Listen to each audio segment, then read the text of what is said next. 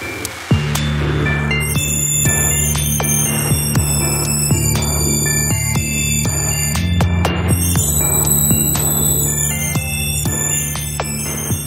everybody, and welcome to the November 2020 edition of the Horror and Lit Club. Today we are talking about Unsounded, a graphic novel by Ashley Cope, and the wonderful, awful, great, and terrible remake of House on Haunted Hill. That is the 1999 remake starring Jeffrey Rush, Jeffrey Combs, that one irritating guy from SNL, and Tay motherfucking Diggs. How are you guys doing? I hope you're all wonderful out there. This is the second time I'm having this exact same conversation with you, because the first time I stopped paying enough attention to my time and I went over the typical allotment and accidentally overloaded my computer, which shut down the recording session prematurely, losing all of the recorded data. Just the worst, everybody. Just the absolute worst. But I hope you're all doing good out there. It's about to be the holidays. It's about to be a lot of super spreader events. The plague is spreading its tendrils into the people. It is mutating. It is growing stronger. You are in a horror movie, and I hope you're having as good of a time as you can in that sort of situation. Me, myself, I've had a few bright spots recently, the most important of which is that I managed to start writing again. Jesus Christ. This is the longest creative gap I've had in years. Jesus, I did. I say I didn't write anything, but actually I took a stay of continuance on what may or may not be next season's story from July or June. Yeah, June or July, all the way up until last week. And of course, in that time, I had a whole wedding. I had to launch this season. I had to make a lot of big decisions, and other things have been happening. And on top of all that, we have to do business stuff. This is a small business that I run. As bizarre as that is, I'm a small business owner. So I've got to fulfill Patreon duties. I've got to send out merch. I've got to mail this. I've got to mail that. I've got to pretend like I'm doing any marketing at all to try to grow the podcast, which I am not, because that is not my forte. And so we remain small and cozy and comfortable with me and you few thousand wonderful folks out there who listen. And I love you all for it. And by the way, if you like the podcast, if you like hearing me talk, consider supporting us on Patreon, patreon.com/Westside Fairytales, where just $1 gets you early access to all episodes, and $5 or more gets you access to special PDFs, behind the story, mini episodes, and a variety of other wonderful things. And then after $10, we just start sending you merch.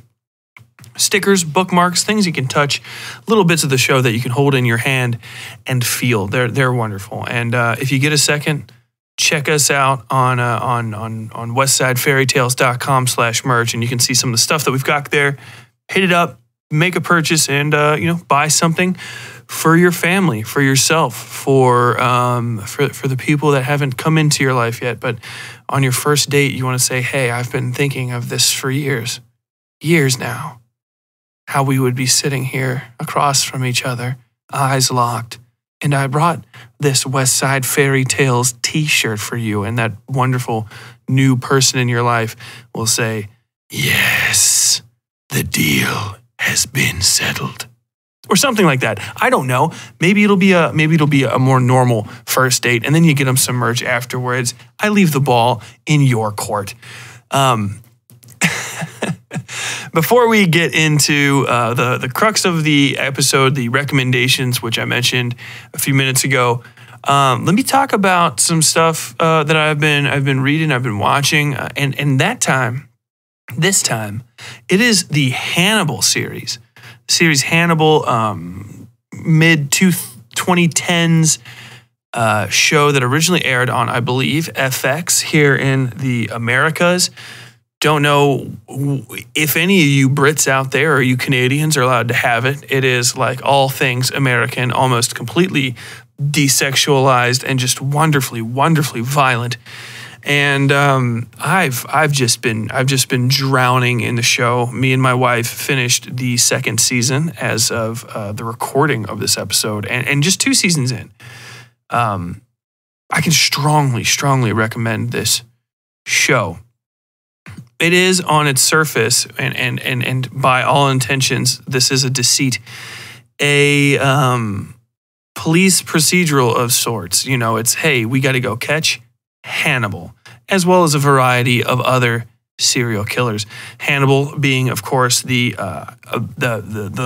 needs no introduction, I believe, legendary serial killer and eater of human flesh from such notable works by Thomas Harris as Silence of the Lambs, Hannibal, and Red Dragon, where he first made his appearance, and I believe that book came out sometime in the 1970s, 1975. Possibly it was followed up by the critically well-received, I believe, Manhunter, starring some people who I don't know, and eventually the much-lauded Silence of the Lambs, starring Sir Anthony Hopkins, OBE, BYA, GYG, OBGYN, I don't know. The Queen likes him.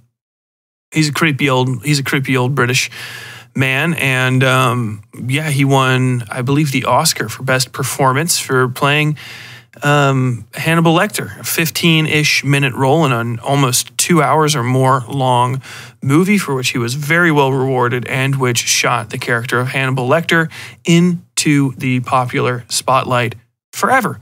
I've always loved Hannibal Lecter as a character and as a concept. He's pretty wonderful.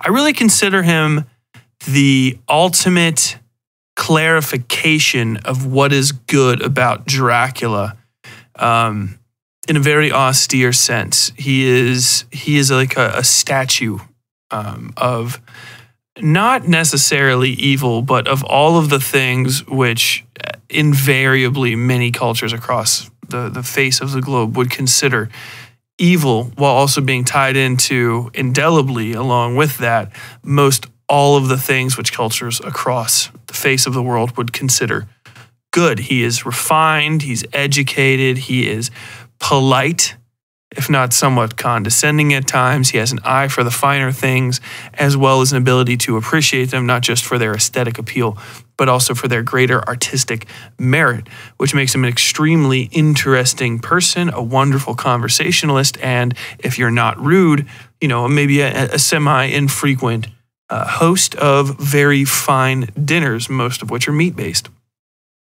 And, on the flip side of things, he is a not necessarily even cold, but a temperatureless killing machine, unexcited by blood, really, or the prospect of it. Killing is just a means to an end, and as much as he enjoys drawing or cooking or various other artistic pursuits, killing to him is likewise merely a measure of which to, or a means of which to measure the skill of his hands.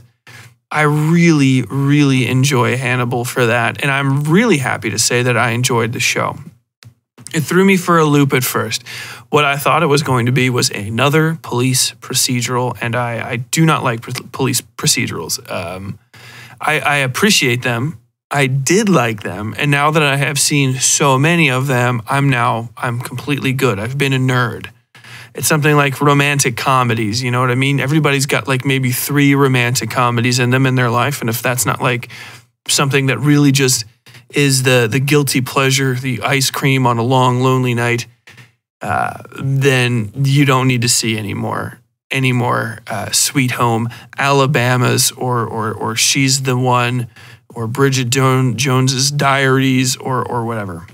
Which on a side note, do they make rom-coms anymore? I'm pretty sure they do, but I definitely don't see them advertised in any way that is very prominent. as opposed to when I was growing up in the 90s. There seemed to be a rom-com that was going to be the event of the season. And I'm really, really glad that those aren't something that people are trying to get you to watch. I love the fact that my wife is a person that finds romantic comedies stultifying and more boring and unpalatable than even I do. So I don't ever have to watch them. It's pretty wonderful.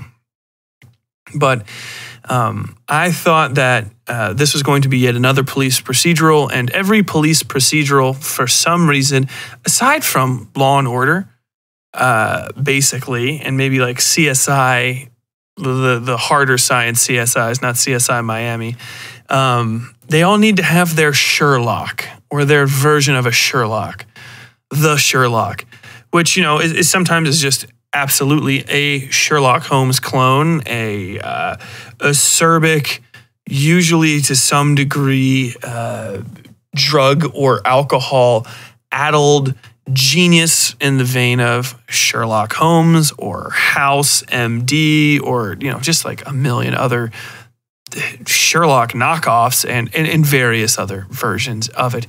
And, you have ones that are not Sherlocks, but they are instead something absurd. Pet detectives. Monk has an OCD. The guy from Psych is actually just a really good detective, but he pretends to be a psychic. Things like that. You always need your goddamn Sherlock, and your Sherlock needs his Watson. And this is kind of framed very duplicitously as though it is going to be that, with Hannibal being something of the Sherlock, with Will Graham, supporting character, being his Watson. Will Graham's played by Hugh Dancy. Mads Mikkelsen is Hannibal Lecter, and he's an absolute treat the entire time he's on the scene. He's fucking amazing. And then we have a rogues gallery of supporting characters, the most notable being Lawrence Fishburne. Old Morpheus himself is Jack Crawford, the head of the Behavioral Sciences Unit at the FBI.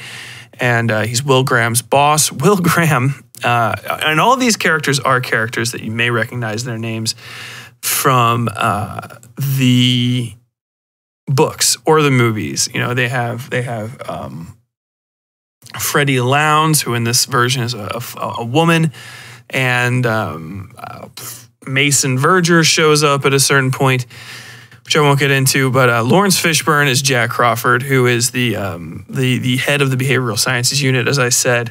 And they kind of go around for the first few episodes of the first season solving crimes, but with the assistance of Hannibal Lecter, who was a noted psychologist at the time and whom no one suspects is the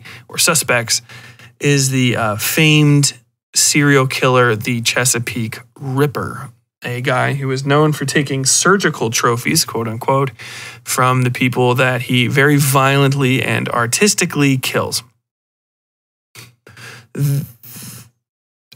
The deviation, most notably, is it starts coming when the line between killers and killies sort of starts to blur after the first couple episodes. And I won't get into spoilers or anything, but you very soon find out that the whole police procedural thing is at best a sham and at worst a mere framing device for episodes. Not even really a framing device, but more of just like a plot lubricant for the much more interesting things in the show. The show itself, what it really is kind of a large scale, sneering, grinning, laughing at itself exploration of philosophy and art and a lot of different philosophical quandaries, such as what is identity and what is the value of artistic creation? What is the value of God in a world that needs no God? What is the value of God to a man that needs no God or thinks of himself as God? And a lot of these questions are gone into and answered or given multiple answers to by the characters and by their actions. And I think what really is the best thing about this show is just how fucking stylish it is. Before I suggested it starts off looking like something of a police procedural, and if you need clarification for that term, I apologize. Police procedural is quite literally a story where the procedure police follow to locate, arrest, and incarcerate to some degree a person's guilty of crimes. Is followed from the start to the finish. So it's usually throw it up and knock it out of the park. It's quite literally the fictional version of true crime podcast, which is why it has such staying power. It follows the exact same sort of rhythm that most all true crime podcasts follow. There is a kill. There is some sort of notification to the authorities that a kill or a crime has happened, and then you begin the investigation. You know, you have your characters are revealed, sort of spread out. You have a few main possibilities, a few subsequent possibilities. Evidence is gathered, realized, poured over,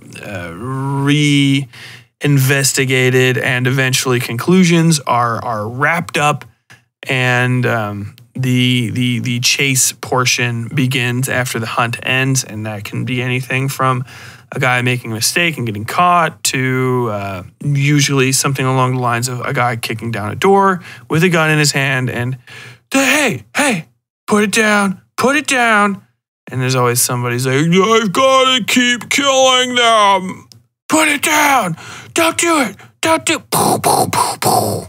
And then you have the little after effects. This is a little bit of a deviation from true crime, but it's still kind of the same thing. The summation by the persons or people involved, depending on how it ends. Usually the most common one, the CSI or the Law and Order one, is usually a series of one-liners or something like, what do you think he really got out of all this? Sometimes you can never really know, but I'll tell you one thing. He won't be eating ribs again. Something like that. And that's how a police procedural goes. They are by the book. Very much in the same vein as like cozy mysteries, where if you deviate too much from the pattern, you will upset people who expect the pattern. And they will write horrible, horrible things on your Yelp page. This is not that, although it does start out that way. And I haven't seen the entire show yet. We have one season left, but the first two seasons are more than sufficiently together as a pair. They wrap up so perfectly. I feel like just a discussion of just those two is perfectly fine. There's a very much a sense, and you get this also in the aesthetics, that this is the kind of story that Hannibal Lecter would tell you.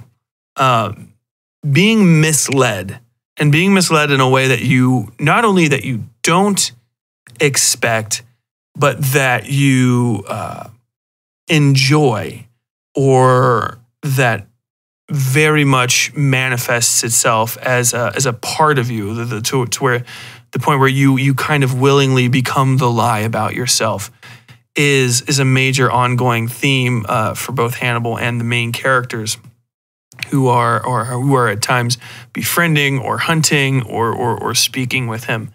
And in that way, this story, which starts as, there's a very clear line. There are good guys, there are bad guys, and the good guys must use certain tools, and they cross their little lines and they make their little mistakes. But at the end of the day, the dangerous risks that they take pay off to the benefit of Joe Taxpayer. The bad guy gets caught, the murderer gets shot, the girl gets saved, which is quite literally the end of the very first investigation. It's quite literally ruining nothing. And as you get deeper into it, you realize that,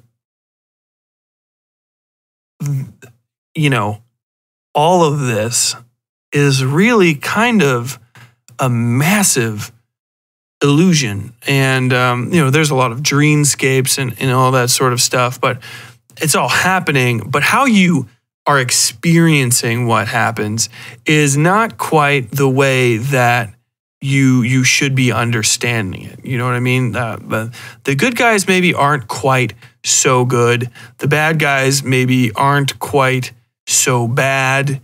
Well, or maybe are at times just not even what you thought they were.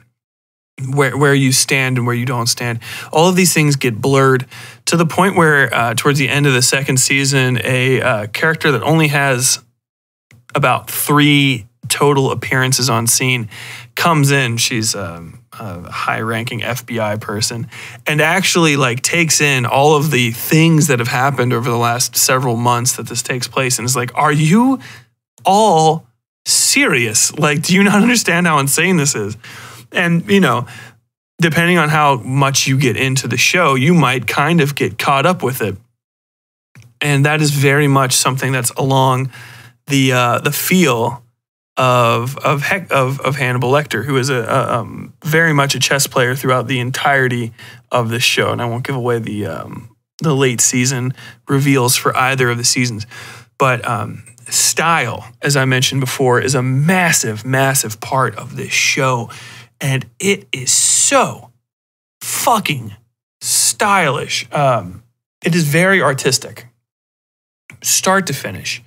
There's not a single scene really that doesn't feel aesthetic to some degree, especially when you get into the later seasons. And really, in my feel of how I understand this, when Hannibal Lecter's influence really, really manifests, and you stop being part of that police procedural show, and you're just in Lecter's world. The stylisticness or the stylishness of everything, the stylistic flourishes are just constant and really just wonderful. The whole show is a treat for the eyes. First off, everybody is dressed to the nines. And I don't just mean in expensive suits. Anyone can have an expensive suit. I think quite literally there are maybe 3 or 4 people that are ever even in a suit that's just a black and white suit in this entire show, much less anything that's a more boring pattern. There are no gray suits. Everybody is wearing just to the nines. Patterns are got just these wondrous color palettes, blues, reds, browns, greens. It's absolutely mad how well dressed everybody is, and how much the colors of their entire getup, from their skin to their clothing, to sometimes the blood that's covering them or the viscera or whatever, all is part of a greater palette that is expanded into the sets around them. And a lot of the sets are extraordinarily exquisite, particularly in the later seasons when you get to see some people with money and there's a more reasonable expectation that they should be able to afford some ostentatious rooms. But sometimes they kind of just are like, yeah, it's a public pool, but why couldn't the bathroom look like this? And you're like, I don't mind. Very much I prefer this. Or maybe not even a public pool, but just any kind of pool on earth. Why the fuck would the back area look like that? And you just don't care because it's so amazing. It's very clear from start to finish that the people that they hired for set dressing and mise-en-scène are just absolute studies, voracious devourers of Renaissance and Baroque area paintings. You very much see the Italianate there. There's a lot of Dutch influence, in my opinion, which is, you can see it in these very wonderful sfumato feeling scenes where the light is almost like it's oil patterned onto the skin. It's just bleeds out. And then in addition to that, not only do they have the older arts, which they lean in heavily on, like I was talking about the Dutch, you can see a lot of famous, I can't remember the names off the top of my head, mostly because they are Dutch names, probably something like Vandermeer, I think, Vermeer. There's a lot of those styles of, help me now, Lord, still lifes present in almost all of the dinner table settings that Hannibal presents his meals around. And if you are a foodie, you will be simultaneously disgusted and entranced by every meal that's placed on a table in this show. It is really just a delight to see the kind of things he makes, from prosciutto roses to extraordinarily rare dry aged goat leg dishes where the leg is sliced at the table. Obviously, it's all animal protein all the time. Even fish is rarely indulged in, but it is its own thing. It's quite the wild trip. But you can really see all of these influences kind of expanding out, and also the new media stuff. The camera work is exceptional. There are a lot of wonderful shots. There's a lot of inventive or even avant-garde shots in this that you would not typically expect from a basic cable network, or I guess, is that basic cable? Yeah, FX is basic cable. Or at least, from back in the day. It is stuff that is very, if not cutting edge, at least it is explicit of the higher understandings that people have of how to light and set a scene and how to have their actors move around. There's a good mix of close shots and open shots. There's a lot of, I can talk about how wonderful, and I'll get back to this a little bit later in one of our recommendations, how wonderful the scenes are, the settings are, because they really do let a lot of these shots breathe. And even if it's only for a good 30 seconds or so while people are having a conversation, you can really take in the room, and they'll return to shots that kind of let you notice more and more details. And these sets are just amazing. And they do there's one particularly interesting thing that I'll talk about before I sort of wrap this up that I like. And that is the consolidation, the absolute consolidation of the Federal Bureau of Investigation's entire investigative apparatus into 3 people for the entirety of the show. People who, and this is something you'll notice if you pick up Hannibal, hard science and hard investigation and direct facts and all of that stuff have little purpose here other than that they are necessary punctuation for the sentences. Other than that, they are disregarded utterly. Between 3 characters whose names I can't really remember off the top of my head. They are basically the last 3 members of the main cast that you can call main cast. I would almost call them recurring characters. There are 2 men and a woman who are at times technology analysts. All of them have some degree of forensic pathology experience. They are all anatomists. They are all talented dissectors of bodies, and both human and animal, for the purposes of investigating crimes. They have all of the skills, which is obviously not how it works in real life. You have your person who performs your autopsy, and they work with other pathologists and stuff to, share information and agree on details. You will not have the person that's running your autopsy also doing metallurgical samples on removed chunks of bullet. They will not also be running genetic tracing on bee venom. And on top of that, all of those people will more than likely not be traveling out into the field with guns on their hips. A lot of well-armed people in this show. But like I said, everything that is crime oriented exists only to serve, there we go, the greater, I would say, the greater conceit of Hannibal Lecter being one of the coolest dudes ever, as well as one of the most vile and dangerous. He is he's wonderfully awful without being sneering. And by the end of the second season, I think it would be hard for many people to say they wouldn't like to be his friend to some degree, or wouldn't at least want to be trying to be his friend for a number of reasons. Not necessarily to get yourself into his good graces, but possibly at least to keep yourself from falling out of them and onto his butcher block.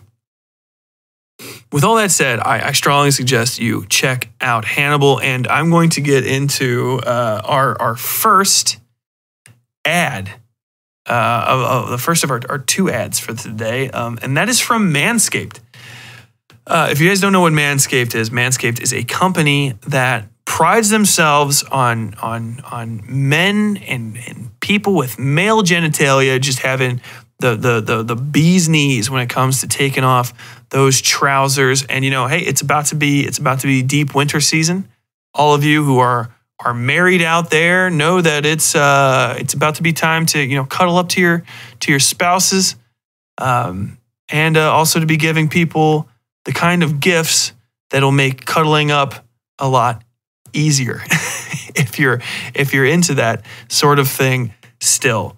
Manscaped has a new Lawnmower 3.0 ball trimmer, which it's going to help you tame that Wookiee you got hanging out in your pants and improve the overall look and feel of your sack game. I spend all day sitting down, and I guess maybe a few of you do too out there. And if you're a dude like me, that means that you got to do a little bit of extra maintenance down there, or maybe just honestly, let's be honest, guys. Any maintenance at all. Ladies seem to have been outdoing us in that for a very long time, and it's time to reciprocate. It is time to reciprocate. And if you're nervous, this Lawnmower 3.0, it's the top of the line thing. 7,000 RPM motor. It's got a little ceramic cutter on it instead of a metal one, so you won't nick yourself, you won't get snagged, which has happened to me before, and it was a fucking nightmare. Happened to me before, like it's only happened once. I used the thing, and now you guys know that I've used the thing, and it worked perfectly, man. And they have a lot of other products too. They got some really, really comfortable underwear. They've got t-shirts if you just want to get a t-shirt, and they also have some ball area deodorant and basically like a little sort of action spray for a top up. If you do a lot of sweaty work, or you got a particularly nasty grundle, you can slap some of that on after you get out of the shower, and you can stay fresh all day. If this is interesting to you at all, or if you just want to do me a favor, go to manscaped.com, and if you end up buying something today, go and use code Westside at checkout for 20% off and free shipping. And let me tell you, this is one of those things where if you're looking for like a hilarious white elephant gift, but it's like one of those gag gifts that you're gonna like somebody's gonna be like, okay, that was a gag gift, but dude, I use that all the time. This is it. It comes in a gigantic box. When you open it, it says like, your balls will thank you. Funniest fucking box I've ever opened in my life. And if you wanna open some box yourself, maybe Manscaped down there. Again, go to manscaped.com, use code Westside at checkout, WESTSIDE, and you'll get 20% off and free shipping. Manscaped.com, code Westside. Make your testes their besties. Manscaped. Now I'm going to get back to it, and we're going to pretend that wasn't as awkward as maybe it was for some of you. Our first recommendation today is House on Haunted Hill, the 1999 remake of House on Haunted Hill, which was originally made in 1959. That movie starred the inimitable Vincent Price. You may remember him from the intro of What's New, Scooby-Doo. I can do a lot of voices. I cannot fucking do Vincent Price. I can't. He's completely out of my range. I don't know why. I don't know if my voice is not low enough or possibly not high enough. But I digress. This movie This is the first scary movie, really, I think, like the first horror movie that I really ever saw on purpose. And I think I was, it's 1999, so I was at least 12 when it came out. I probably saw it when I was 12. The movie stars Jeffrey Rush as Stephen H. Price, who is a perfect knockoff of Vincent Price. It's fucking hilarious. And then a series of people who I can't even remember exactly who they are in the film. Famke Janssen as Evelyn Stockard Price. Peter Gallagher as Donald W. Blackburn, MD. Chris Kattan, I can remember because he's Chris Kattan, as Watson Pritchett, that is the son of the former owner of the property or the current owner, caretaker, something. He's the guy that has the keys to the front door. Ali Larter as Sarah Wolf. Bridget Wilson as Melissa Margaret Marr. Max Perlich as Carl Schechter. The wonderful Jeffrey Combs, that's the man, the myth, the legend himself, Herbert West Reanimator, Jeffrey Combs as Dr. Richard Benjamin Vannicut, a neurotic goof that I like. He's one of my favorite characters running around during the show. Lisa Loeb as Channel 3 reporter, James Marsters as Channel 3 cameraman, and Peter Graves as himself. Like I said, this is one of the first real horror movies I ever saw, like with the intention of like, I'm going to watch a horror movie today. And for sure, one of the first that I can really remember seeing. I think I'd like kind of snuck other ones, but I hadn't seen them all the way through. Or, I watched some dog shit version of a cut up movie on cable or something of that nature at somebody's house on, Thanksgiving and whatever. But this is the first horror movie I distinctly remember seeing start to finish. Tied to a degree, actually, with The Haunting, which came out the same year. And that is a movie that is based on The Haunting of Hill House by Shirley Jackson, which I think I talked about it to a degree last year when I talked about that show, Haunting of Hill House. So these two movies came out at the same time. So you have House on Haunted Hill and The Haunting, which is based on The Haunting of Hill House, which not confusing at all, and probably didn't lead to any odd circumstances back when the film came out. The film's pretty wild, and it's I will say this, it's not good. Don't watch this expecting it to be a particularly well-made film. Oh, and I forgot, the last person in the cast is Taye Diggs as Eddie Baker in a standout role as the most hilariously hot dude surrounded by just a cast of mediocre people. It's odd how strange Taye Diggs is in this movie. I love him. So the plot of this is that in the 1930s, the patients of the Vannicut Psychiatric Institute for the Criminally Insane, the Hill House in question, they go crazy. That's how the movie starts. It's a big riot. The place gets burnt down, and with basically all of the staff and the patients still inside. And then we fast forward to 1999, where we meet Evelyn Stockard Price, who is in a disintegrating marriage with Stephen Price, our Jeffrey Rush stand-in for Vincent Price, who is, by the way, literally a spitting image of Vincent Price. Something I would have never picked up on as a kid, but when I was rewatching this with my wife a few months ago, I could not stop laughing once I realized. I was like, what is this guy supposed to be Vincent Price? And then I realized he's like, oh no, yes, I am supposed to be Vincent Price. And for that alone, the movie is worth watching. It's really just amazing. They're on the rocks, right? Stephen Price is how do I say this? He is a amusement park mogul, which is a thing. in the 1990s, people could have jobs like that. I don't know who would be starting up amusement parks from nothing. But I guess amusement parks were more of a novelty in the 90s. I do remember seeing advertisements for them more often. I think people don't find them impressive as much anymore. I don't know. But he's an amusement park mogul, and his amusement parks are horrifying, and fake dolls or dummies get beheaded and disemboweled and lose arms on the roller coaster while you're on it with them, and it's this whole nightmarish thing. During this, one of the most unexplained scenes in any movie happens. So there is a thing where it's supposed to be frightening, that the rails disconnect and a car shoots off the tracks, and then they reconnect, and that's supposed to scare the people that are presumably close enough to see that happen. And then the rails reconnect, ka-chunk, right?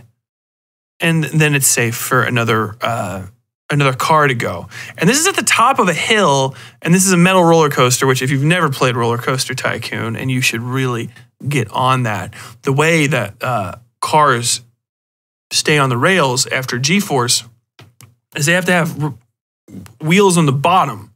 So, the wheels on the bottom hold it onto the tubular steel track as it goes over the curve, and that kind of in your seat holds you into the car, and then it goes back down the hill. So that's fine. What the fuck is that? What the fuck happens to that car when it flies off of the hill? And if you end up watching this, and it's never fucking addressed by anybody, and I swear to God, I've seen this movie probably 15, 20 times, because this is from the era of VHS, kids. If you had a movie, you watched it until the fucking tape broke, especially if you were broke. And this is one of my family's movies. One of my uncles.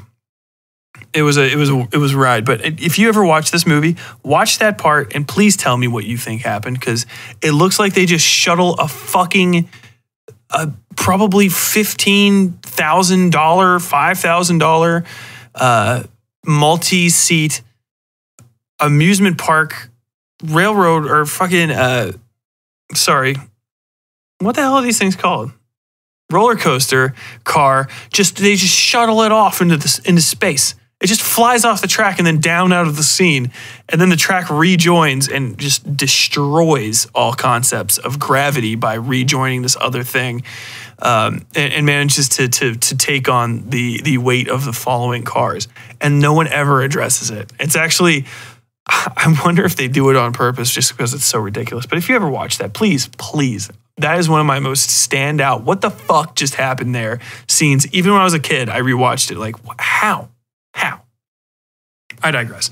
Six people receive invitations to Evelyn's birthday party to be held, I presume, that night, in the eponymous house on Haunted Hill, which is just called the whatever Institute. I don't know why the hill's not haunted. The house is haunted. The hill's fine. The hill's just fucking hill. And the house itself is the most wonderful, gigantic, 10-story tall tombstone of like neoclassical architecture ever. It is very much that raconteur style Art Deco. I meant to say Art Deco. It's this huge Art Deco style thing, and that style continues on inside. But 6 people are offered $1 million to stay inside the house for the night, and we find out soon after that none of the 6 people that showed up are the 6 people that were supposed to show up. However, it is implied that a few of them actually know each other for subtle and interesting and evil means. Or, they got their own little side plots, basically. Although it never really goes anywhere. You would expect that it kind of would turn into something along the lines of like Clue, where everyone's like, oh, Colonel Mustard from Vancouver, Colonel Mustard. the disgraced Colonel Mustard of the Banana Republic in South France? Yes, you've heard of me. No, I've never heard of you before. And then you're like, oh, cool, that's interesting. What the fuck's going on over there? That wasn't a particularly cogent example, but you got to come up with these things off the top of your head, and they're not always going to be perfect. But the plot is that they all have to stay in, and a lot of them are like, well, no, maybe $1 million, but this guy's name always just escapes me, even though it shouldn't. Like, why is it? It's just leaking out of my head. Chris Kattan, the other guy from Night at the Roxbury, as he probably is loath to be remembered.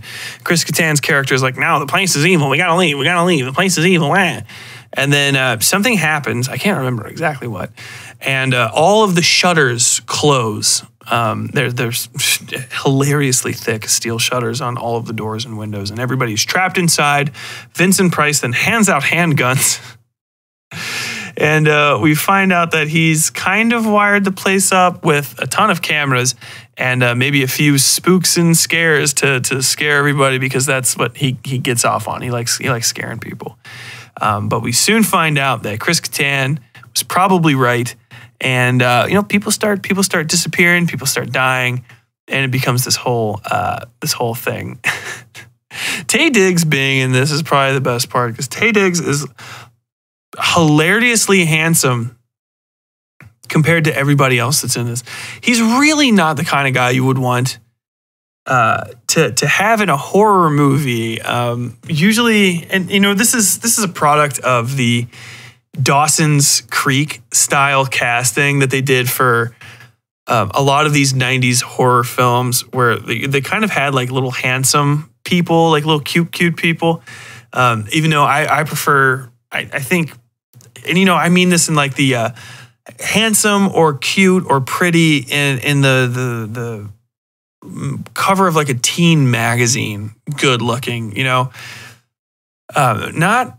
not the kind of good looking that I prefer in a horror movie, which is usually maybe kind of like not at all. I like my people a little worn down. Jeffrey Combs is about as good looking as I need anybody in a horror movie to be, because it becomes kind of distracting unless you're going for a certain type of feel. And that's where I think the problems with this movie really start to arise. It's Taye Diggs' fault. Now, he's actually one of the best parts of the movie, just because he looks so out of place, because he's like really in shape and like confident and good looking. He's one of the protagonists, one of the main protagonists too. But everybody else is like, they're these good horror sub-characters. They're mincing, they're deceitful, they're weird, they're creepy, they're not all put together. And then Taye Diggs, he just looks like he's about to punch ghosts in the face, man. He's the shit. But yeah, this movie there was a great movie to be made here. And I hope maybe that somebody retries it soon, because, we had that same year, we had The Haunting, which was a terrible adaptation of a Shirley Jackson film. And House on Haunted Hill can be the terrible adaptation of the 1959 movie. So why not? Hey, Netflix, why not try? Why not try? What this movie does really good is it's like mise en scène. The scene setting, the dressing of everything is pretty great. The dressing of the characters, not that wonderful, except for, of course, the Vincent Price stand-in. Jeffrey Rush's Vincent Price stand-in is quite literally just traipsing around in a fucking smoking jacket and a little pencil mustache, sounding like Vincent Price. And he's wonderful. His wife pretty much works in her role. She's like kind of like a drunk femme fatale is dangerous. She's kind of just a drunk, pretty decent looking, middle-aged woman. Femme fatale, I feel like, should have, like her makeup needs to be really on point. And I don't think this is the case for that lady. Just these are my own personal subjective opinions, but I digress. The rest of the characters are kind of just dressed in like 90s clothes. And 90s clothes are, in my opinion, the worst of all clothes for everyone but children. They're just baggy dog shit. That's what 90s clothes are. and it's kind of shapeless, formless. It makes everybody look a little unwell. But the set itself is really wonderful, and it's actually got like a feel to it. And I think of it as almost like you can feel how alive the building is from the visceral guts of the place, where we really get into it. You start in the forum, the atrium. You come in, it's this wonderful Art Deco glass and copper and these thin lines and these big flat brutalistic planes, and all of it's broken up by like scroll work, and there's huge glass windows. And then once we get kind of cooking and we have to go down to the bowels of the prison, they're much more dark and grimy. The human touch is it's either light or wholly overdone. It's rough hewn rock and moldering, rusting, rotting doors, and big fucking just cables and stuff's draped in black. Everything's greasy. It all looks like if you touch it, it'll get on your clothes. And as we get deeper into both the plot and the pacing and story itself, you get up into the lofted heights of this place, which are like its brain is the heart of the clockwork is all rusted and dusty and ill used and crushing against itself and cranking itself to pieces and eventually disintegrating and destroying the greater structure beneath. Yeah, it's wonderful. But the bad thing is this is a fucking 90s movie. And not all 90s movies are like this, but it is a broad problem. Wacky camera. I don't know if it was just like somebody was just handing out steady cams in that era and just like, hey man, could you like twist this camera while you're looking at somebody? So every like shock has to be somebody zooming up on somebody's face and twisting the camera, that kind of stuff, zooming this way, zooming that way. There's not a lot of good, solid, fixed camera angles and people kind of getting to do stuff. There's some, but there's a lot of times when I was watching that where I was just like, man, I wish you would just chill out. The camera does not need to be in this scene. The camera is not an actor. You can just let him sit this one out and just watch, so that we can just watch. And that's a 90s thing, man. Sometimes in some movies it's well done. Most notably, I would say Fear and Loathing in Las Vegas. They do that camera very well. But because they're on fucking drugs the whole time, it's, these dudes are fucking cracking out adrenochrome in a dilapidated fucking Las Vegas hotel room while they're all strung out and shit. So of course the camera's doing big wide angle zooms up to people's faces and rocking slowly side to side like a ship getting ready to list in a storm. But in this movie, it's not that necessary, because the wackiness of the camera kind of bleeds out a lot of the tension in some of the scenes. And that's not to say the whole movie is like this. There's some parts of it that are like really, really amazing.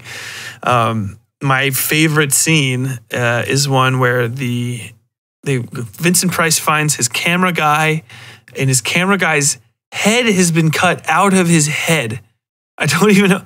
Basically, like somebody went in with an apple core and cored out everything like above his eyebrows and below his lips, or, opposite that. So like from just above your eyebrows to just below your lips, and then cheek to cheek. They just kind of like cut all of that out, like his skull, and like left somehow a circle there. Like I don't know where you start cutting and stop cutting to make that happen, but that's what he finds, and it's fucking wonderful.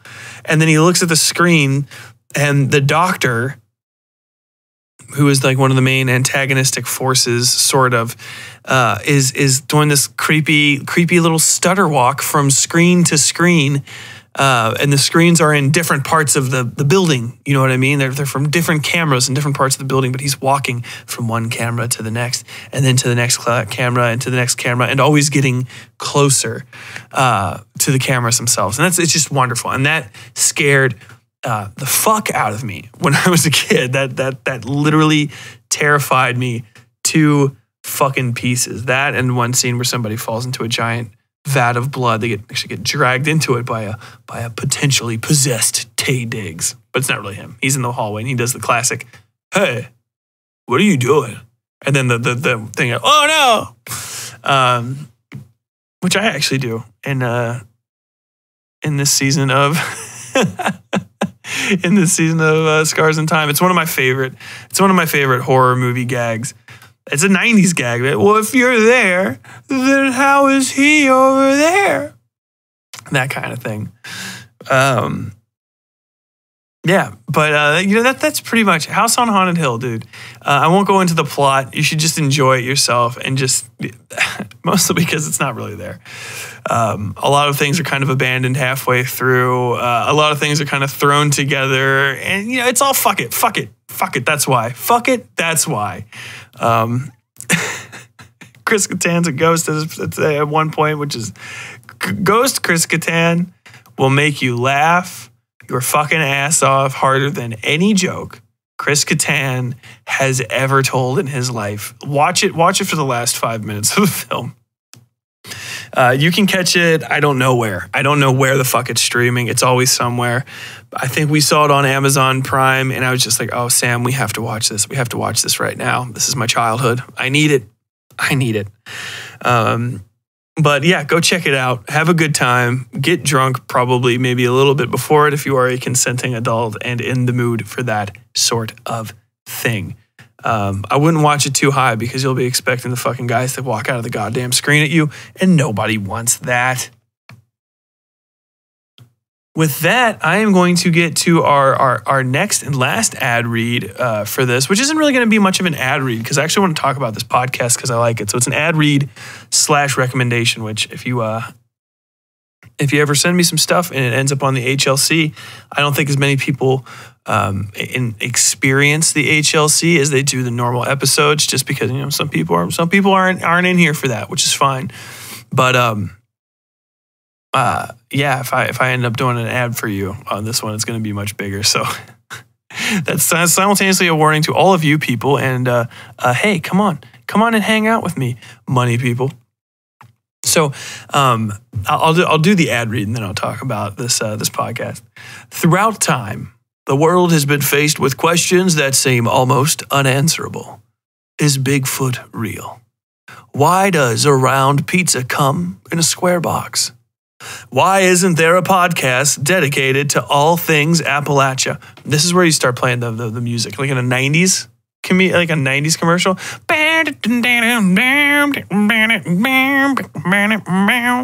Finally, we can answer one of them. Appalachia is a podcast that defines and defends the greatest region in the country. Through hilarious conversations, Big John and Chuck shed light on real issues, stories, and people that make Appalachia uniquely its own. Appalachia you can listen to Appalachia anywhere you find your podcasts or at appalachia.com. Either I or they accidentally left a typo in there. I'll blame it on myself. I fumbled that the first time I read through it. So, Appalachia, man. There's a real thing. So I don't know if you guys don't know this by now, it would be interesting. But if you're a new listener and you're kind of scooting through this with me, I base everything in the Westside Fairytales. It's all basically based in West Virginia, and everything that's not in West Virginia is on a spoke of a wheel, of which the axle is the Mountain State. And I do that for a very important reason. First off, I fell in love with the place in the meager 7 months that I lived there. If you count all the other time that I spent there, it's maybe a year now, really. But I really fucking love West Virginia. I always have. I liked it even when I was in the military and I only just drove through it. It was the best part of driving from Camp Lejeune to Cincinnati is all this winding hills and stuff. And then all of a sudden you're just driving and there's Charleston, the gigantic golden fucking dome in the middle of the wilderness. There's this gigantic city. Gigantic it fills most of the valley. So that's sufficient for me. I digress. Appalachia is she's mistreated by people pretty routinely, and I would say not justifiably, but for some obvious reasons. Appalachia, for some reason, is picked on for being ignorant and backwards more than a lot of other states that rightly deserve it. You can say what you want about Appalachia. Jesus Christ, I'm going to be doing that the entire time I'm talking about this. Unlike in Lathe, North Dakota, no person has ever managed to almost successfully start up a white supremacist commune with legal standing in the state. Jesus Christ. Appalachia is a very varied region, and most of the people who really understand the history of that place will tell you it's a place where rich people have viciously taken advantage of poor people and people looking for a shot, and also a place where those same sort of, you know, indigent or impoverished or immigrant folk have really just fucking tooth and nail clawed an existence out of some of the most hostile fucking terrain on earth, dude. Like, Appalachia don't want you there. Like, dude, them fucking hills want you gone. But if you can kind of learn to live with the land up there and hang, you can really, like, that's your spot now. That is your fucking place. That's your holler. Hold it close. And you know, there's ignorance and racism in West Virginia, and I would never deny that. And the thing about West Virginia is, because you can kind of isolate yourself real good, you know, people tend to be, they wear their hearts on their sleeves even if they're fucking racist. And, you know, they'll be like, oh yeah, I fucking love the Confederacy. They're trying to blah, blah, blah, blah, blah, blah, blah, blah, blah. And their ignorance is on display. Whereas in more quote unquote polite areas, like maybe even the one I live, Louisville, Kentucky, people are really good at hiding their racism and their ignorance and stuff. And, But that kind of mountaineer spirit is very unique to that place. You know what I mean? It is a place of fucking dead ass socialist rebellions, pro-union fights, motherfucking mine workers dead ass fought the National Guard to a standstill until those pussies had to bring in a fucking airplane to drop bombs on them, dude. Battle of Blair Mountain, look it up. God bless those fucking tar blackened bad motherfuckers, dude. Fuck yes. And it's a region that's just always kind of in trouble. It's a place that I really do think is kind of endemic of all of the fights that are happening in America. Like the battle for the soul of America is not in Washington, D.C. It is not in L.A. or New York or even in fucking Cincinnati or Louisville. It is in fucking Appalachia. Dude, as that state goes, so really does go the country. I mean, it is a place where all of the worst things that are happening to people in America are all on display, and they're all right next to each other. The opioid epidemic, the ignorant clinging to fossil fuels long after they have long after they've been anything close to viable as an employer or as a really even as a resource by which to gather energy. As well as, you know, on the good side, there's a lot of tech development. People just struggling to bring real shit to West Virginia all the time. Like, if you go to Sutton, West Virginia, you'll see a Trump flag, you'll see a Biden flag, and you'll see a lot of empty buildings. But you can also find the Flatwoods Monster Museum, man. There's just a person just holding on, like, with bloody fingers to the cultural importance of that area long after, you know, all the shit that the fucking Republicans are constantly lying about being able to bring back to that region is way fucking gone. And it's not coming back, guys. If you're a friend of coal, it's not happening. Nobody wants coal. It's never gonna fucking happen again. But the thing is, you know, it's easy to shit on West Virginia, mostly because it's fucking hard to find a West Virginian. You know what I'm saying? They're not obvious. People from Charleston or Fayetteville, they don't have, a crazy drawl. Maybe sometimes they do.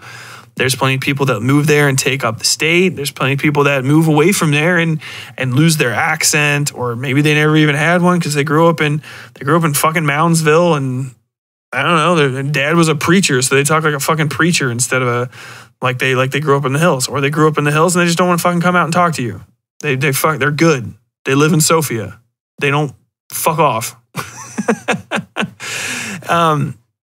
And, when people go there, they go to West Virginia for poverty porn and shit like that. And one of the things that I wanted to put in my writing is just a fair shake. I always want to give Appalachia the fair shake that other people fucking aren't giving it. And I want to say Appalachia right, which is Appalachia, not Appalachia. It's a thing. It's a real thing. People are mad fucking pissed about that. And Appalachia, the podcast, they are great about that. That is really the soul and goal of that entire podcast. I picked them up off recommendation of nothing. I was kind of just looking up other Appalachia-based podcasts on Twitter just to see if I could, like, hey man, you guys want to split some ad, do some promo swapping, and I found these guys and I ended up listening to them, and their podcast is amazing. And it's not just that I agree with them. They highlight a lot of things that I don't know about. They give platform to voices from the area, people that are actually trying to address the concerns. You know what I mean? Like, there's a lot of people in Washington, D.C. Like Joe Manchin will go to Washington, D.C. He's a senator from West Virginia. I have a funny story about him. He'll go to D.C. and he'll blah, blah, blah.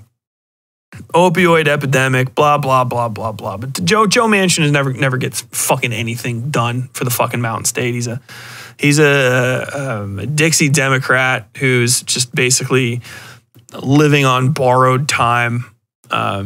He's the guy when it's like, oh, one Democrat crossed over to the conservative side. It's Joe Manchin every time. He's bought and paid for. But I might not be 100% right about that, but every time I've met him, I was just like, I fucking don't like your giant head. They give voices to other people. You know what I'm saying? Local motherfuckers, and that's good. And they're out there talking to these people and really trying to figure out what the fuck West Virginians want for and from West Virginia, and not just the most like fucking Confederate flagged up psychopath from Welch who just hunts for fucking news cameras every time CNN comes to town, which, by the way, that happens if you don't know that. A lot of the times you'll see these, I've grown up in West Virginia my whole life, and I'm part of these hills.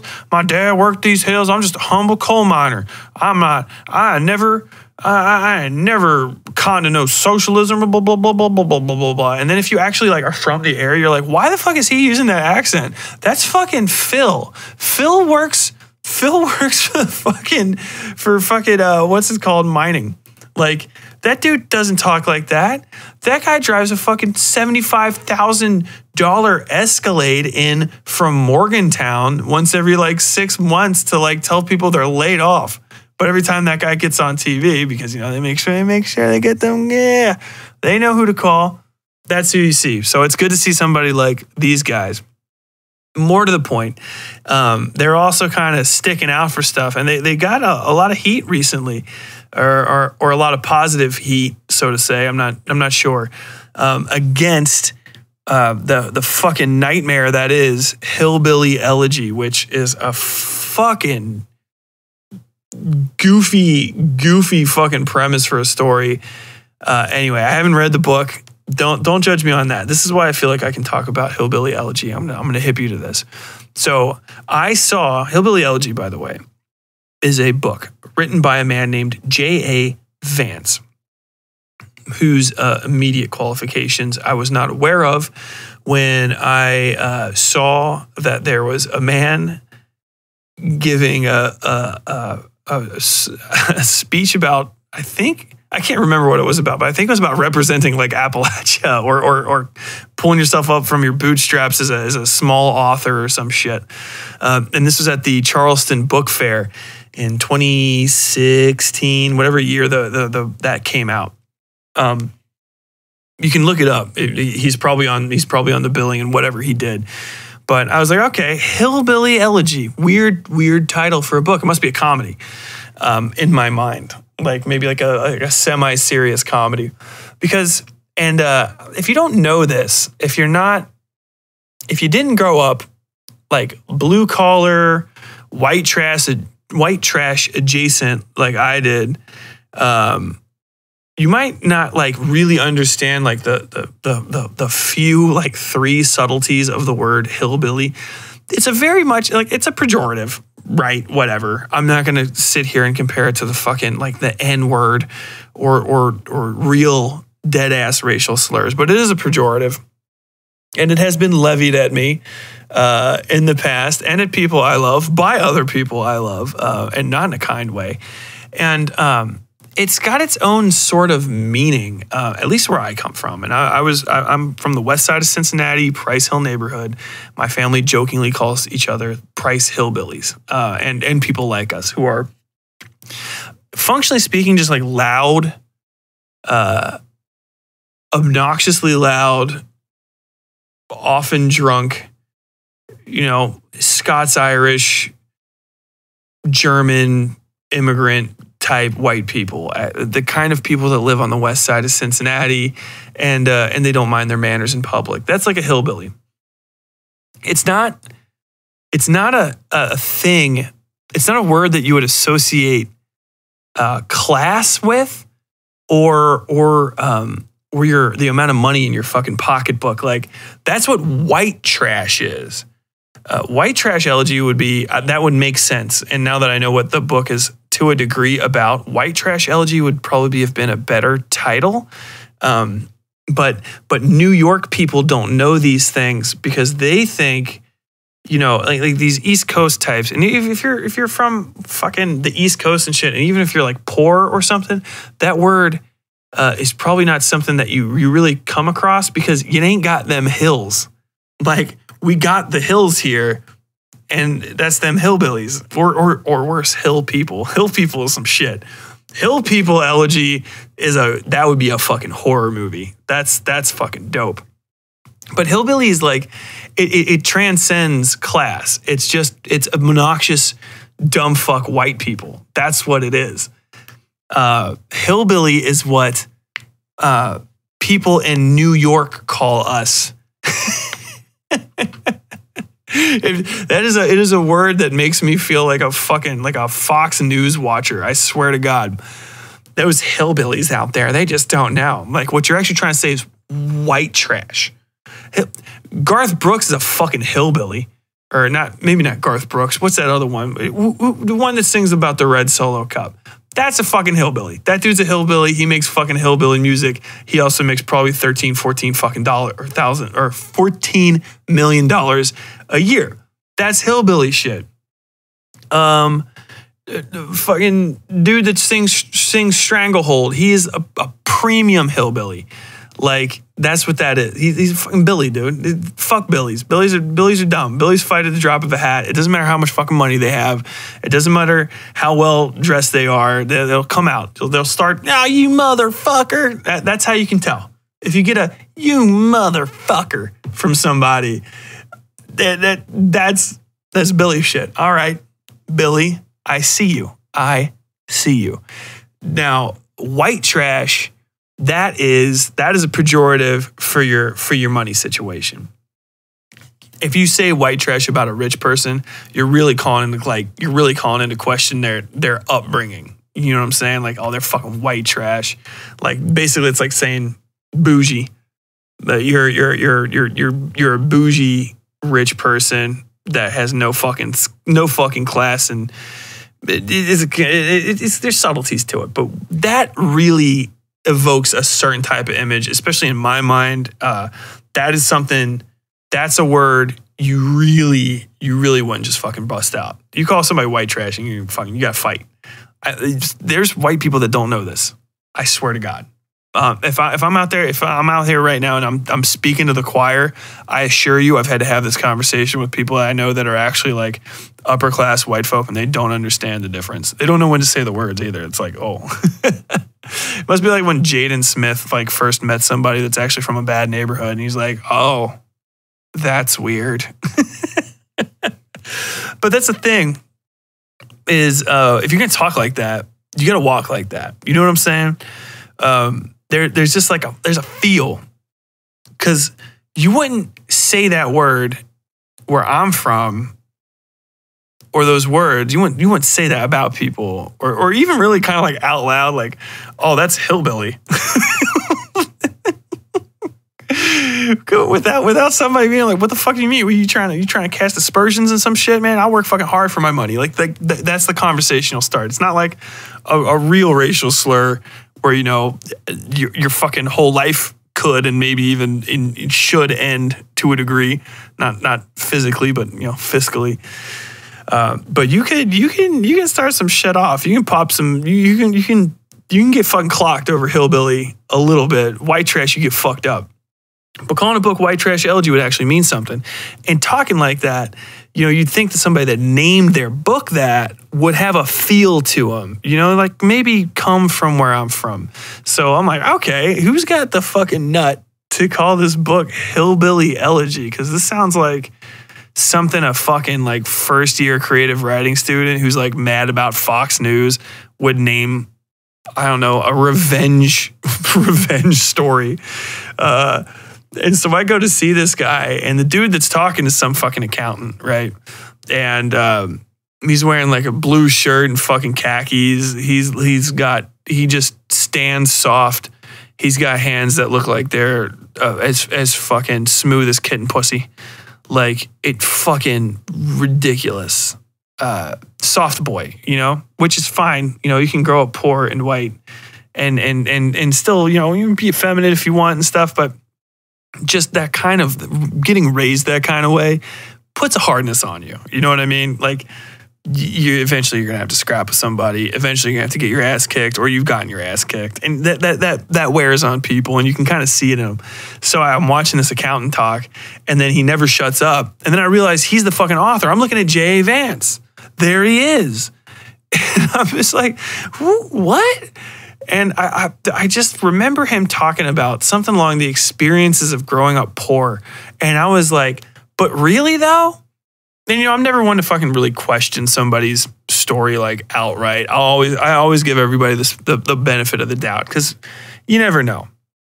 But he just struck me as like, no.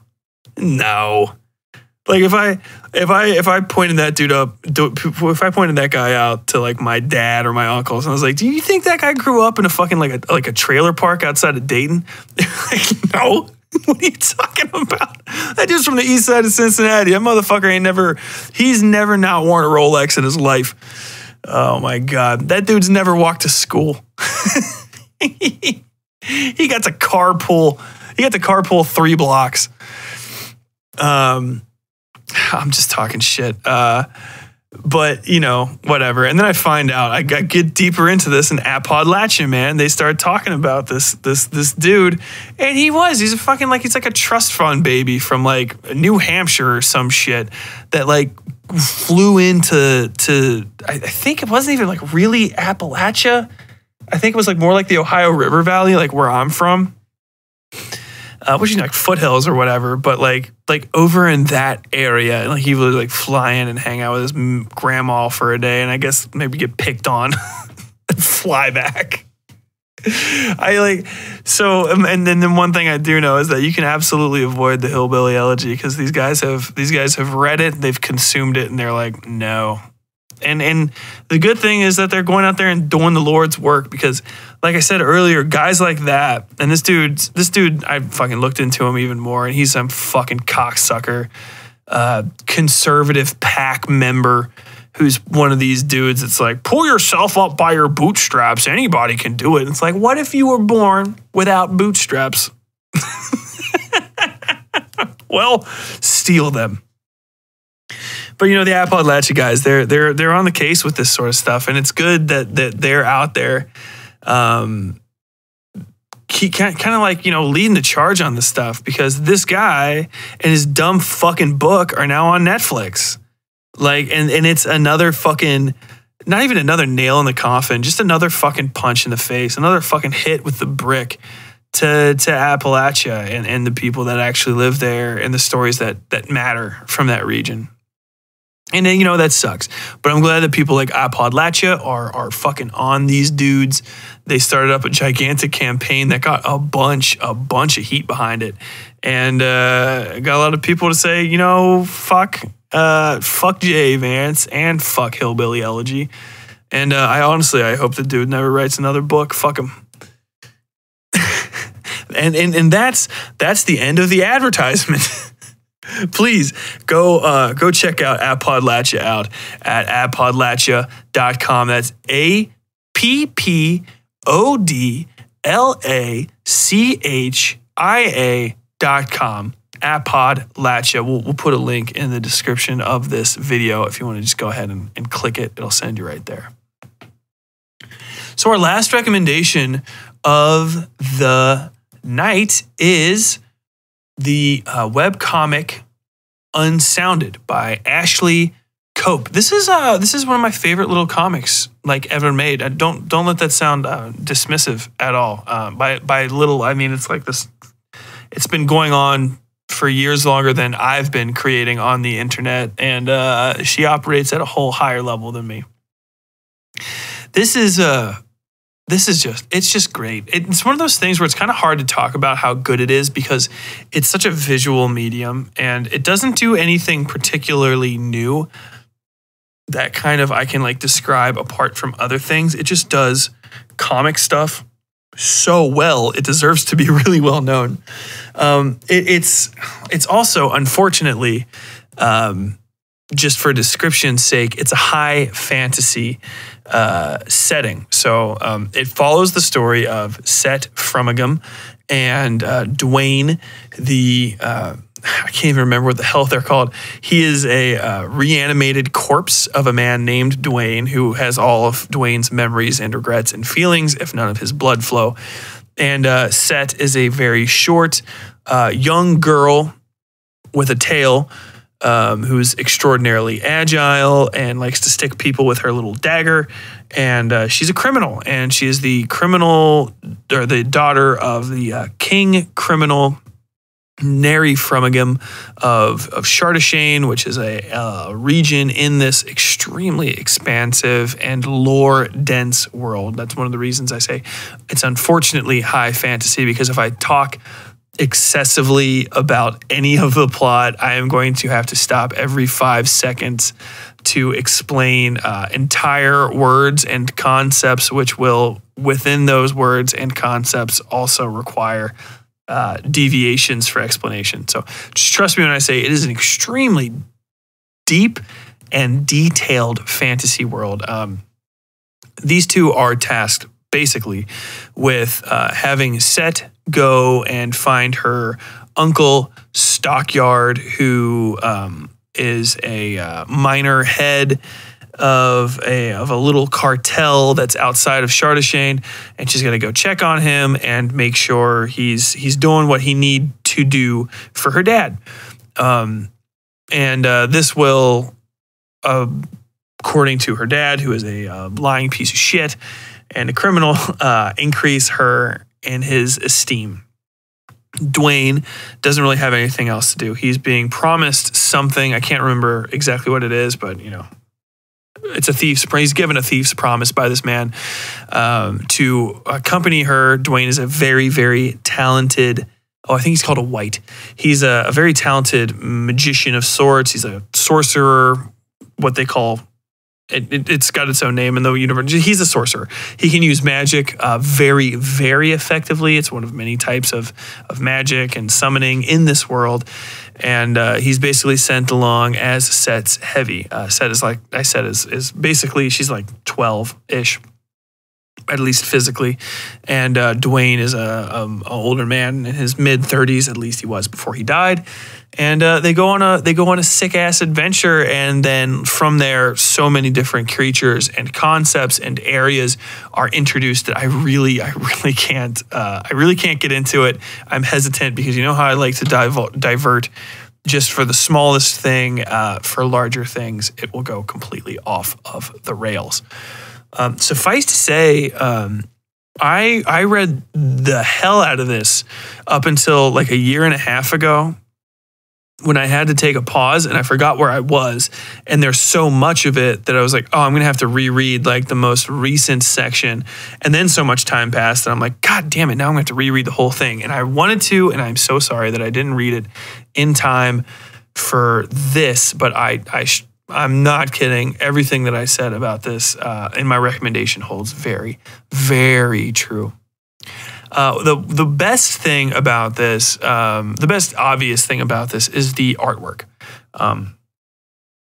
There eventually will be probably some web comics or comics that I'll recommend that won't have particularly wonderful or engaging or inventive artwork. I would say that Cope's artwork isn't particularly avant-garde, but it's extremely, extremely competent in its wheelhouse. You know, you're not going to see a lot of if I say it, you're not going to see a lot of artistic panels. That's going to sound diminutive of her, but you won't see a lot of high concept, crazy shit. But it's a lot of really, really, really good art.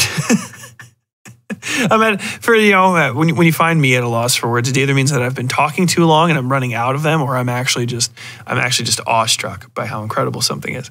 To boil it down a little bit tinier, one thing that Cope does that I can say she does better than most other artists that I follow online is expressions. Her characters emote and interact very, very well. And obviously she didn't invent the concept of expressions or of drawing expressions effectively, which is why it's not avant-garde. But she's so effective at it that a lot of the non-human characters in this, and there are many non-human characters, there's whole subspecies and all of that, and different races, and there's monsters and demons, and there's gods that are gigantic crow women with 8 tits and feet that are all capable of expressing themselves both bodily and through their faces, and it's all extremely well done. Her settings are vivid, and her characters are extremely interesting. The different continents all have their own different genetic makeup. One of the most interesting things is that the continent where you would normally typically probably find your quote unquote protagonists in most works, i.e. the one that's all white people, is hilariously racist, not against people of different skin color, but of people of different hair color, which is it's a very interesting system that I really like. And so basically there are 6 or 7 different hair colors. I won't get too into it, but like blonde is one of the lower hair colors. And I think like blue or something of that nature is the absolute lowest. And then there's like platinum hair, plats, and there's like higher ones like ruddy hair, red hair. And they actually have different lifespans. So some of them, like the red-haired ones, I think they can live for something in the ballpark of 600 or 700 years. Blondes tend to live as long as typical humans. There are typical humans outside of this area. And there's like the blue hair ones that live only like 10 or 15 years. And along with the color of their hair, this is the super magical society.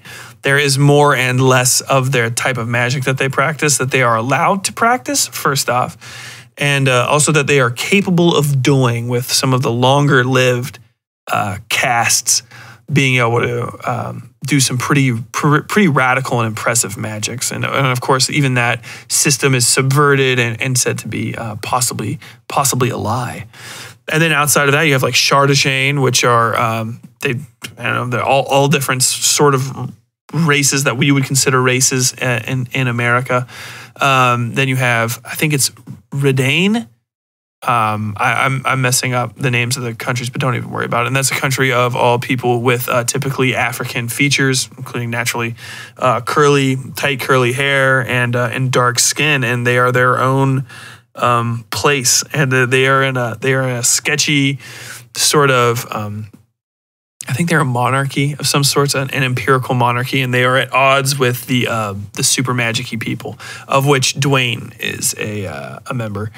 And no one even really knows if Set is actually a human or not, because she's missing certain anatomical features that would denote her as actually being born of a human being.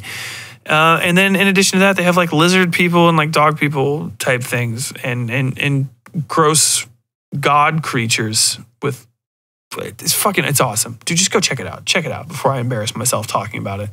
But all of these things are extremely detailed and really well done. There's a wiki for it, for the story if you want to follow along.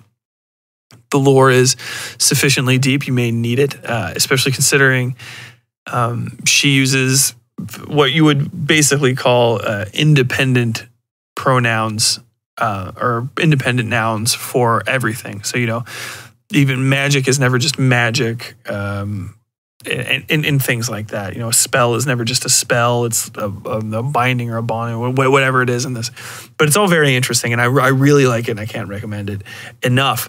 I'm going to start rereading it basically tonight. I wish I had time to reread it, but I'm also kind of glad I didn't. My recommendation can stand even if something's not particularly fresh in my mind. This isn't a critique or a review. It's a recommendation, and my feelings on it, I find, are much more valuable than the freshness of it in my mind. That said, go and check it out. Again, it is called Unsounded. You can read it at casualvillain.com/unsounded. I don't know why it's at Casual Villain. I think that was Ashley Cope's website before this started. And, hey, once you get locked into a domain, you're kind of fucked. But go check that out and, let me know what you think. If you guys want to talk to me about any of the stuff that I discussed on this episode, please, I'm always around. Hit me up on Facebook. The Westside Fairytales Horror and Lit Club is a group that you can join. It's free to join. It's very low pressure. It's a hangout group. We talk about horror. We talk about whatever books we've been reading, music you've been listening to, stuff like that. It's really chill, and you can always come in and talk about the show, talk about the recommendations. We'll have a thread for the recommendations for this episode up soon. So pop on by. That's facebook.com/Westside Fairytales Horror and Lit Club. We also have just the show itself online, or just the show page itself online on Facebook at facebook.com/Westside Fairytales. If Twitter's your thing, at WS Fairytales. If Parler is your thing, miss me with that weak shit. And also check me out on YouTube, youtube.com. Westside Fairytales. I am going to, as soon as I'm caught up with stuff that I need to do for the people that actually pay me to live, I will start doing reviews of horror movies and stuff on there again. And also you can listen to all the podcast episodes there. You can listen to the random different things that I do, and occasionally I do live reads of stories or book club things during the summer months that you can check up whenever you get a second. So go ahead and check those out. And of course, if you want to support the show, please go to patreon.com/Westside Fairytales and just give us $1, man. For $1 helps keep the show going. You're going to get instant access to a ton of stuff, and 1 day early or more instant access to all of the episodes that come out, including HLC Horror and Lit Club episodes like this, and Westside Fairytales regular story episodes. $5 or more, that's kind of like when you're really in the door, and that's going to get you access to the special ebooks of the episodes and behind the story episodes where I talk about my motivations and things I was thinking about before I started writing. And $10 and more gets you access to merch, all kinds of super early. The episodes come out like 2 weeks early or more sometimes on that. I think I released the first episode like a month early for this season. So, if you end up liking this and you want to support us at that level, hit us up. And $20 or more, you can get posters and stuff. And I think I might be, and $50 or more, you get your own story printed out. $50 people, I am for sure going to be sending a printout or something of this entire season's story to. I might have it, and I think I might end up just self-publishing the book version of the podcast, and then you'll be able to buy it like a novel, and hey, sign up to the Patreon, and if you're on there at the right time, you might end up getting a novel version of Scars in Time. Who knows? It's a mystery at this point. But if you want to get something in your hands that's physical right away, other than the $10 and $20 tiers there, go to westsidefairytales.com/merch and buy a t-shirt, man. You can walk around wearing this show like a skinned animal. Just have my logo emblazoned on your chest. If you got one of the white shirts and I got a marker and you find me in the wild, I will sign that motherfucker for you. And then you'll have a dope-ass memento to carry around with you, maybe even be buried in. Hey, if you're going to rot, why not rot with me right there over your heart? And I think that's a good place to wrap it up. It's a fairly ridiculous place, if anything. And until next time, as always, actually, before I even say that, don't forget, next week, I think. God, is it next week? Damn, next week we got another episode coming out. Scars in Time, Chapter 5, The Town. No. The Mayor? Yes. The Mayor. Scars in Time, Chapter 5, The Mayor comes out next week. Please check it out and, share this everywhere. Please put us on Reddit, whatever the hell floats your boat. And until next time, as always, stay safe out there.